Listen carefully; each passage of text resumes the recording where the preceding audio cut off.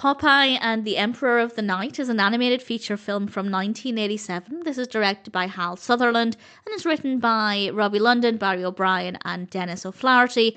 And we have a voice cast including Scott Grimes, James Earl Jones, Don Knotts, Tom Bosley, Rickie Lee Jones, Ed Asner, Frank Welker.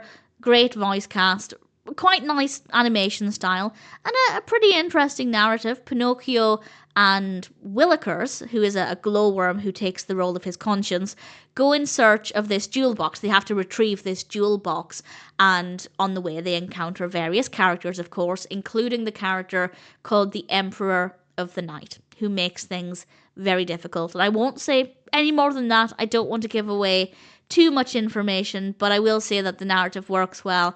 It flows well. The pacing is very good. We do meet a variety of characters to keep things interesting, and we have some important messages about the importance and value of freedom, which I think is a solid message. Maybe quite a complex concept for younger viewers. There is a moment, I suppose, I won't spoil it, but there is a moment where we have a more physical representation of freedom. But obviously for older viewers, we can maybe analyse it from a more abstract concept. And I think it has a lot to offer, and I think the narrative works really well. With regards to the Pinocchio aspect, he is very cute.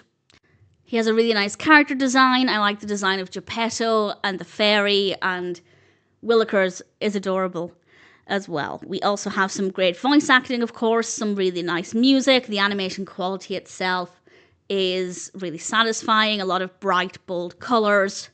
Often it does have quite a magical feel to it, which is quite nice. And there are some darker scenes which I would have been quite scared of as a child, which is very much in keeping with my experience of Pinocchio, because there are some dark scenes in Disney's animated Pinocchio, which of course, like many children, was my introduction to Pinocchio. So I feel like a Pinocchio film without any scary scenes wouldn't be a Pinocchio film. They work really well. It's a pleasant experience. It's a nice continuation of Pinocchio's journey. I wouldn't suggest it's anybody's introduction to Pinocchio, but if you're an existing Pinocchio fan, then I'm quite happy to recommend Pinocchio and the Emperor of the Night.